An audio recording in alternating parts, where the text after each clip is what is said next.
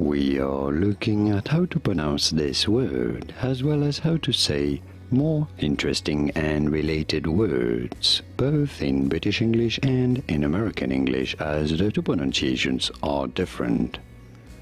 In British English, this is normally said as sciatica. You do want to stress on the second syllable, on the first R syllable, sciatica. Sciatica. In American English, however, it is usually said as sciatica.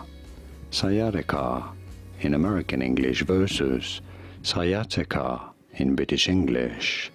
Here are more videos on how to pronounce more words, medical terms and words from anatomy whose pronunciations aren't exactly always obvious. I'll see you there to learn more.